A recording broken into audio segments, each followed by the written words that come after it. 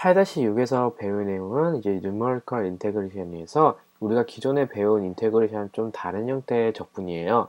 그래서 요 적분 형태는 이제 Approximation이라는 근사법을 이용하는데 트라페조이달이라는 이제 사다리꼴을 이용한 근사법이랑 그 다음에 이제 2차 곡선 파라볼라를 이용한 심스스 룰을 이용해서 우리가 한번 이제 근사를 시켜보도록 해봐요. 그리고 마지막에는 요 두 근사법을 이용해서 나타난 것과 이제 실제 인테그레이션과 이제 차이가 생기겠죠? 그럼 그 차이에 관한 이제 에러에 대해 우리가 한번 분석해 보도록 해봅시다. 트라페조달 어프로시메이션은 말 그대로 사다리꼴을 이용해서 우리가 근사시키는 방법을 말합니다. 그러면 요거를 왜 근사시키냐 봤더니만 우리가 아래 그림을 보면 y는 fx 그래프가 이제 아래 파란색 그래프처럼 그려졌다고 해보면 기존에 a서부터 b까지 우리가 이 그래프 아래 넓이를 구하기 위해서는 정적분을 이용했었죠. 그래서 정적분을 이용하면 어떻게 나왔냐면 여기가 원래는 인테그랄 a서부터 b까지 fx dx꼴로 나왔다는 걸 알 수 있어요. 하지만 이 방식 말고 사다리꼴의 넓이의 합을 이용해서 우리가 요 정적분 한 거랑 비슷하게 넓이를 구할 수도 있습니다. 그래서 어떻게 구하냐 봤더니만 여기 a서부터 b까지를 우리가 n등분 한다고 해보면 여기 있는 요 한 칸의 이제 간격이 이제 n분의 b-a가 되겠죠? 그래서 요거를 우리가 델타 x라고 정의를 합시다. 그러면 여기 한 칸 간격이 전부 다 이제 델타 x 일정하잖아요. 그러면 요 하나하나의 사다리꼴의 높이가 전부 델타 x라는 걸 알 수 있죠? 왜냐면 여기 높이가 전부 델타 x이기 때문에요. 그러면 이제 요 놈을 어떻게 구하냐면 첫 번째 있는 요 사다리꼴 넓이를 어떻게 구하냐 봤더니만 사다리꼴 구하는 공식이 이제 t라고 그 사다리꼴의 합을 t라고 해보면 요 놈은 이제 2분의 1에 그 다음에 높이 델타 x에 그 다음에 여기 윗변 더하기 아랫변이었죠? 그러면 윗변이란 건 지금 fx에다가 x0를 집어넣은 이제 y0잖아요.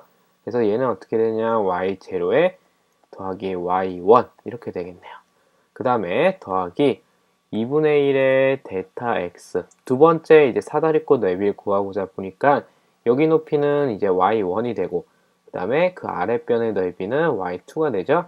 그래서 델타 x 곱하기 y1 더하기 y2 이렇게 되고 그러면 요거를 계속 반복을 해서 어디까지 가냐 봤더니만 마지막 여기 이제 아래 윗변 길이가 yn-1이고 그리고 아랫변 길이가 yn일 때 우리가 요 사다리꼴 넓이는 2분의 델타 x에 yn-1 그 다음에 플러스 yn 이렇게 우리가 될 수 있네요.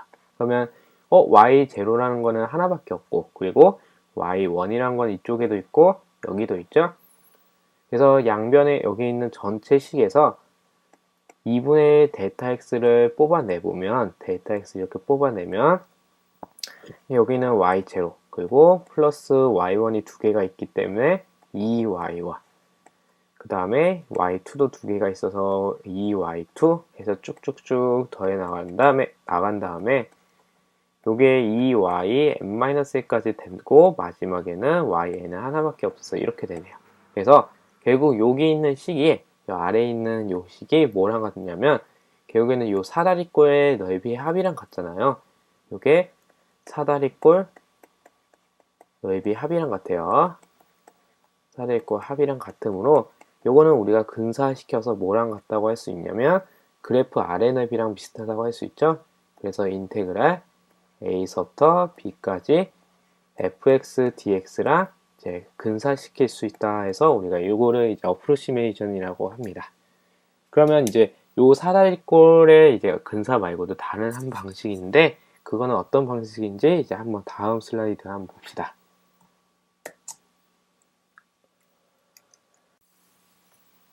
심스스 룰은 이제 파라볼라, 즉 2차 곡선을 이용해서 우리가 정적분을 근사시키는 내용이에요.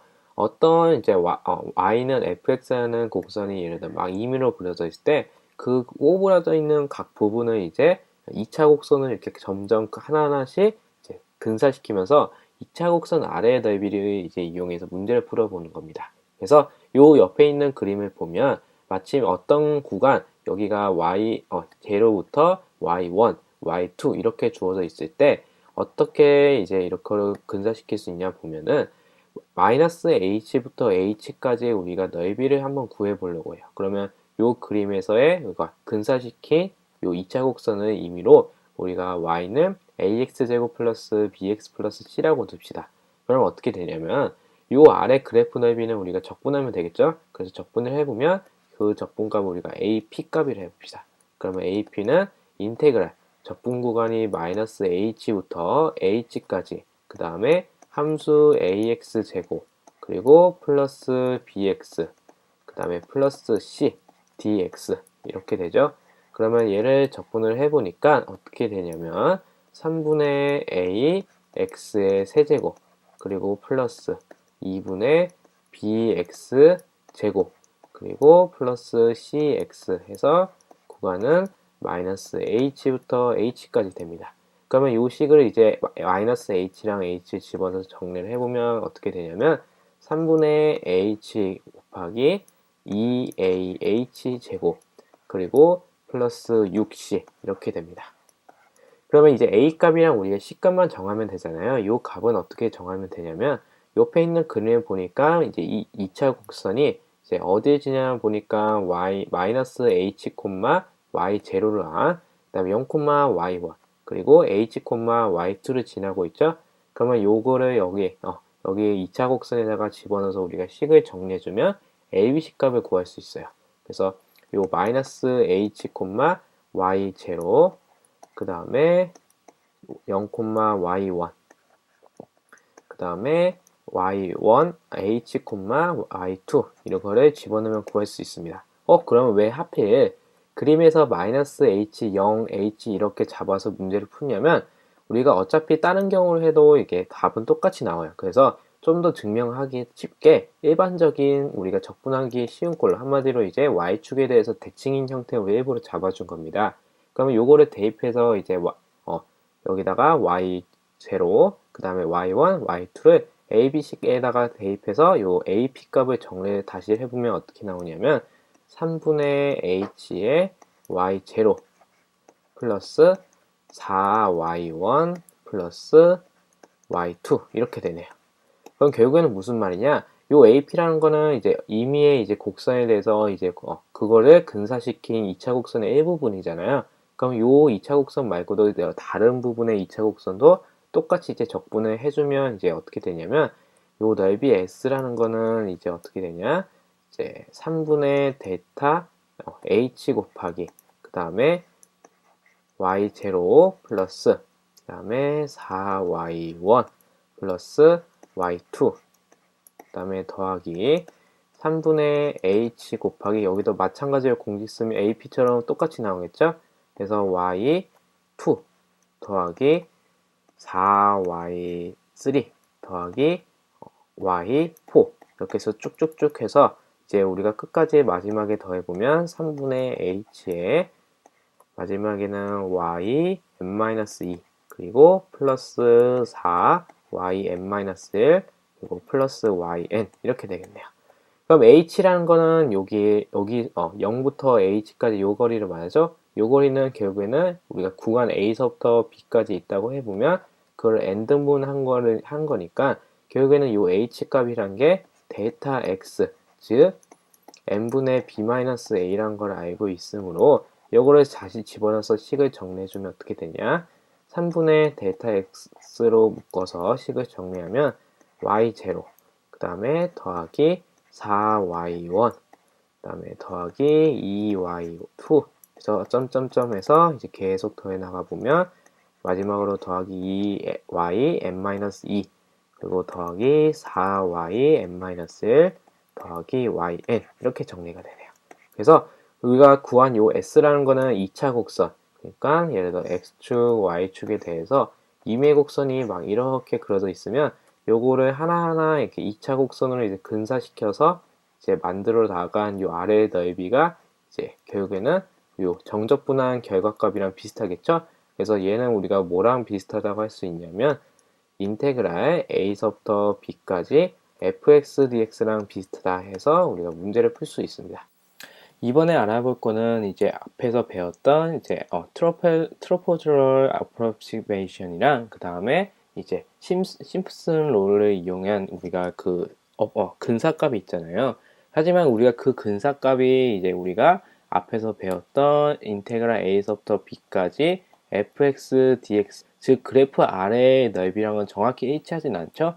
당연히 이제 요게 더 정확한 값이고 우리가 앞에서 배웠던 이제 근사값은 이제 약간 실제값이랑 오차가 생길 수밖에 없어요. 그래서 그 오차에 대해서 이제 분석하는 게 여기 파트입니다. 그래서 첫 번째 이제 사다리꼴을 이용한 근사값 이제 트라페조달 이제 어프로시메이션에서는 우리가 보면 결국은 근사값이 생기는데 그 근사값에 대해서 우리가 한번 분석을 한번 해보도록 해봐요. 그래서 예를 들어 요 방법을 썼을 때 f라는 함수가 한마디로 두 번 f2' 함수가 이계도 함수가 연속이고 그리고 폐구간 AB 내에서 요놈의 이제 이계도 함수의 요놈이 이제 m이라는 거는 이제 상계예요. 상계라 해서 이제 영어로는 어퍼 바운드라 해서 결국에는 위쪽에서 생기는 이제 경계선이라 해서 우리가 요게 어떤 값이 되더라도 요 어퍼 바운드는 넘지 않도록 우리가 이렇게 설정해 두는 거예요. 그래서 어떤 이제 f2'x가 이제 상계보다 작거나 같은 범위를 만족하는 m이 있다면 한마디로 이런 상계값이 존재한다면 우리가 구간 AB 내에서 요 근사값을 써보면 그 근사값이랑 우리가 실제값이 인테그랄 a에서 b까지 fx dx 사이의 오차값인 이 t값이 어떻게 나오냐면 절대값 t라는 게 이제 12n 제곱분의 m 곱하기 b-a의 세제곱이 됩니다. 여기서 m값은 뭐가 되냐면 상계, 한마디로 어퍼 바운드가 되고 그 다음에 b랑 a는 결국에는 구간이죠. 우리가 구간 a서부터 b까지 적분한 넓이 요거 의미예요. 그래서 요거는 구간을 의미합니다. 됐나요? 그 다음에 여기서 보면 n이라는 거에 대해서 보면 우리가 n값이란 거는 어떻게 정의가 됐냐면 a서부터 b까지 우리가 아까 사다리꼴에서 이제 했을 때 a서부터 b까지 n등분 한 다음에 요 n등분한 요 길이를 우리가 델타 x로 뒀었죠. 그러면 여기서 의미하는 n이 여기에 의미하는 n이랑 동일한데 만약에 요 n을 한마디로 a서부터 b까지 자르는 거를 n을 무수히 한마디로 n값을 늘리면 늘릴수록 어떻게 되겠어요? 원래 값이랑 실제랑 비슷하게 되겠죠? 그래서 여기서 알 수 있는 건 뭐냐면 첫 번째로 n값이 커지면 커질수록 우리가 여기 결국에는 실제값의 오차값인 et값이 작아진다는 걸 알 수 있어요. 그래서 정확한 et값 오차를 우리가 알 수는 없지만 이 et의 우리가 범위가 점점 줄어든다는 걸 알 수 있습니다. 그래서 이 et값이 줄어든다. 한마디로 오차가 줄어드는 거예요. 그리고 또 상계값이라는 거는 결국에는 et값이란 게 상계를 넘어갈 수는 없잖아요. 그래서 이 상계가 우리가 결국에는 정확하게 구할 수 있다면 그리고 그 값이 작으면 작을수록 이게 오차값 et가 못 넘어가기 때문에 이제 작아지게 되겠죠. 그래서 두 번째 어떤 사실이 있냐면 상계값 n값 우리가 정확히 만약 구할 수 있고 만약에 그 값이 작으면 작을수록 어떻게 되냐 이제 오차 et가 더 작아진다는 걸 알 수 있습니다. 됐나요?